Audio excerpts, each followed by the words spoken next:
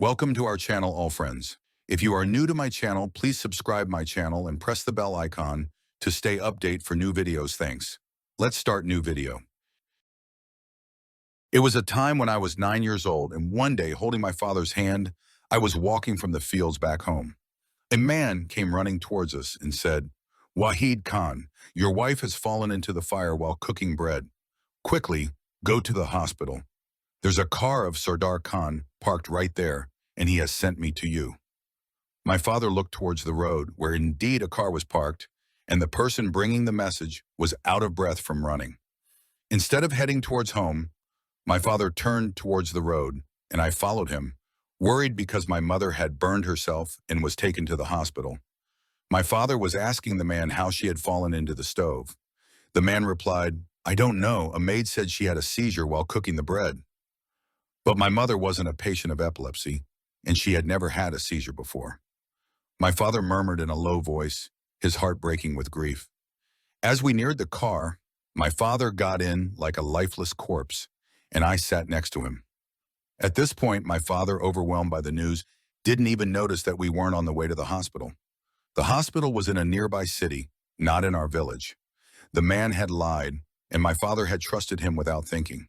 He had been deceived, and my father did not realize that someone had taken advantage of him.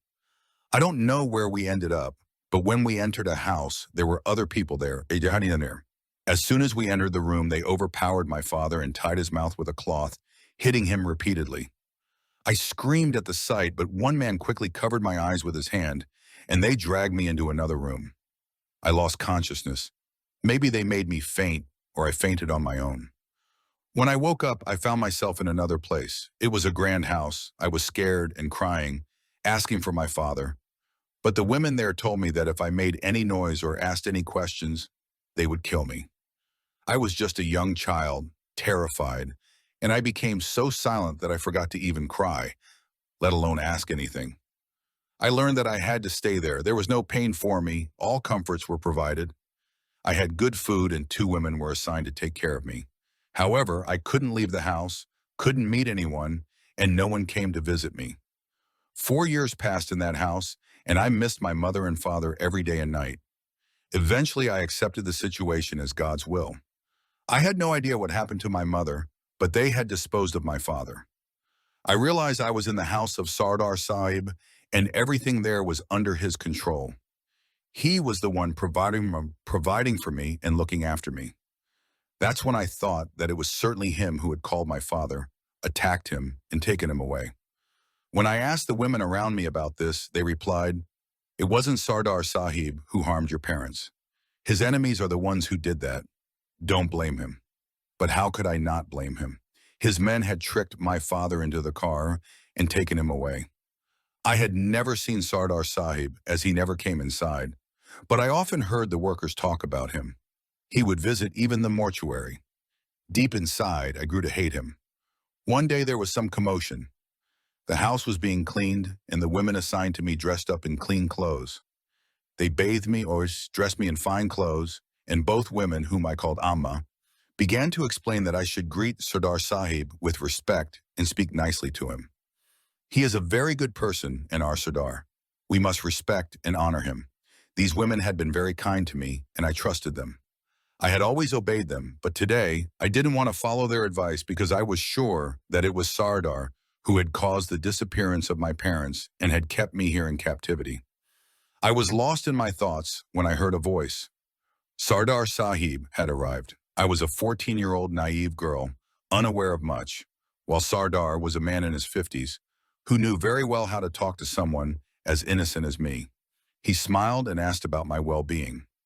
I didn't respond, so without saying anything further, he left. 6 months after this incident, one day Amma, the woman looking after me, told me that my wedding was about to take place. I was shocked. Why was I getting married? And to whom? 2 months passed, and one evening a maid started preparing me for the wedding. I had no idea who I was marrying until the moment the imam said Sardar Sahib's name alongside mine during the nikah. It was then that I realized that Sardar was marrying me. The wedding was more of a formality. Whether I said yes or no made no difference to anyone. Nobody cared. As a bride, I was seated in Sardar's car and brought to his house where he lived. I sat among several women in my bridal attire, feeling uneasy.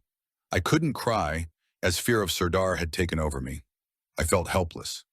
The very person whom I suspected of separating me from my parents had now become my husband. I had to suppress the feelings of hatred in my heart because I had no choice but to stay there. I couldn't run away, nor could I ask for help, for everyone here was a stranger. I didn't know who my own people were anymore. For a long time, the women surrounded me, and as time passed, I began to feel faint. The heat was overwhelming, and the women kept offering me drinks, making me drink sherbet. By the time evening arrived, Sardar came into the room, and the women left. He lifted my veil, and I began to cry. He asked, "Zargona, why are you crying?" Without thinking, I said, "You are the one who made my parents disappear. You are the killer of my father. I won't marry you." He was a wise man, and he replied, "The marriage has already happened, as the nikah has been performed. If you say now that you won't marry me, it will be wrong. You should have said this to the imam when the nikah was happening." The women had scared me a lot, warning me that if I refused, they would kill me just like they had killed my father. I couldn't forget that terrifying scene. No one could forget such a horrible sight. Sardar patiently listened to me and said, "Your suspicion is not correct, Zargona. I swear I did not kill your father. I had no enmity with him. The truth is, when I was informed that they were going to kill your father, I immediately took steps to protect you. I saved you from them and kept you safe from harm all this time. Had I not married you, those people would still be after you, and I don't know what they would do to you. But now, after marrying you, you are completely safe. They won't dare to harm you anymore. I didn't marry you for my own sake, but to protect your life. You should trust me on this." Sardar kept reassuring me for a long time, trying to convince me. He told me that everything happened because of my mother, and she was responsible for the tragedy. I couldn't believe him because I knew my mother was an honorable woman, not a bad person. She loved my father deeply, and I couldn't accept what he was saying. Still, I was now in Sardar Sahib's control. What could I do? A 14 or 15-year-old girl, where could I run when Sardar controlled the entire area, or his brothers did? At first, my heart didn't accept him, but gradually his good behavior, wisdom, and affectionate ways began to soften my heart. I started to get used to him.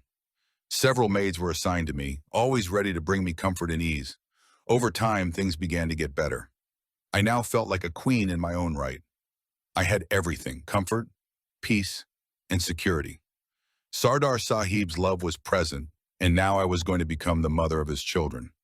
He was very happy about this, but when our first daughter was born, I prayed to God to take her away, so I wouldn't have to live as Sardar's lifelong servant. God accepted my prayer, and maybe it was the right time for it, but when the baby passed away, I cried a lot. I regretted praying for such a thing. My heart felt heavy with sorrow over her loss. Although Sardar Sahib no longer seemed bad to me, and even in his old age, his kind behavior had won my heart. My mind could never fully accept that he was the killer of my parents. Because of that, I always considered my bond with him as wrong and couldn't let go of the feelings of hatred. Our time together was short, 6 years, and during that time, God blessed me with 2 sons. For their sake, I continued to live with Sardar Sahib. One day, suddenly, his brother came to me with Sardar Sahib's lifeless body. He told me that Sardar had been hunting in the forest, and by chance, he had been shot and passed away. His first wife had no children, so the body was brought to my house, as I was the mother of his children, and the male heirs have the right to inheritance. The burial rituals were performed at the residence of the rightful heirs, and Sardar Sahib was laid to rest with respect and honor. When a person leaves this world, only then do people realize their worth. While he was alive, I had despised him, thinking him to be the murderer of my father. But now I missed him deeply. I was worried about my young children, who couldn't protect their rights, and I no longer had the courage to stand up against his brothers, as they could deprive me and my children of everything at any time. Now all authority had passed to Sardar Sahib's younger brother, who would hold the position of the head of the region until my sons became adults. His younger brother, Sohrab Khan, one day told me, "Zargona Khanum, You are a helpless woman. I could throw you out of the house whenever I wish, but I care about your children, as they are my brother's heirs. If you marry me, your children's inheritance will be protected, and they won't be deprived of their rightful place. Otherwise, you cannot compete with me. Reluctantly, I agreed to marry Sardar Sahib's younger brother, but I did not want to marry my brother-in-law. I knew that if I refused, he would take it as an insult and could treat me however he liked, as my parents were considered their subjects, and they were our masters. After thinking long and hard, I said, Sohrab Khan, I cannot reject your proposal, but there is something troubling me in my heart. If you can answer this question, I will happily accept all your terms. Just tell me who killed my father and why. He fell into deep thought before answering, If you marry me, I will tell you the truth. I had to marry you, there was no other way. After the marriage, Sohrab Khan told me, If you want to hear the truth, here it is. Your father was not killed by my elder brother Sardar. I ordered his death because he had testified against me in another murder case. He had told the police that I was involved in that murder. But when the police informed me of his statement, I swore I would eliminate him. On the day of the murder, I wanted to take you away, but Sardar Sahib found out and intervened because you were too young. He took you under his protection, and I couldn't fulfill my revenge. If Sardar hadn't hidden you, I don't know what would have happened to you. You were fortunate that your brother didn't hand you over to us. Later, I married you to protect you. If you had fallen into our hands, you would have been soul far away, just like your mother. I don't know what happened to her or where she is now. Sohrab Khan kept his promise and told me everything.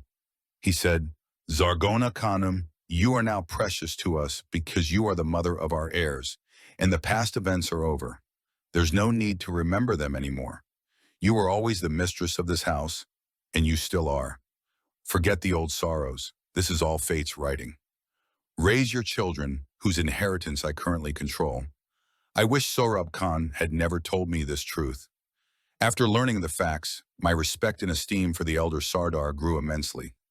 My hatred for him turned into love, but that same hatred became even stronger for Sohrab Khan. Living with this man became unbearable for me. I couldn't tolerate his closeness anymore. My children were still young, and I couldn't leave the house, or he would quickly seize their rights. It was necessary for me to stay with him. Sohrab Khan's first wife was his relative, and her parents and brother were upset about my marriage to him. One day her brother came to our house, and by coincidence, Sohrab wasn't home. I got the chance to talk to him. I said, Khan Sahib, I didn't want to marry Sohrab. He forced me into this marriage. I am a weak woman, and I can't escape his clutches. I wish to be freed from this, and if your sister doesn't blame me, I would like to meet her. Sohrab Khan has been unfaithful to her. He has hurt her heart, and by force he has kept me in this bond. I want to be free, and you are the only one who can help me. If you support me, I am willing to give half of my children's inheritance to your sister's children. The man understood my words. He realized that I couldn't forgive the killer of my father. He said, don't worry, we will help you and provide you with protection. A year passed, and one day Sohrab Khan was also shot by his companion while hunting in the forest. His body was brought home, just like Sardar Sahib's had been brought earlier. God knows how this happened, but after this, my co-wife and her brother said, Zarghona Khanum, we have fulfilled our promise to you, so now you fulfill yours. Our promise is that you will live peacefully in your home from now on, and until your children come of age, we will protect them. I had to keep my promise. This time I made the power of attorney for half of the inheritance to my third child's step-uncle and took control of half of the wealth. It's true that to gain freedom, one has to pay a price.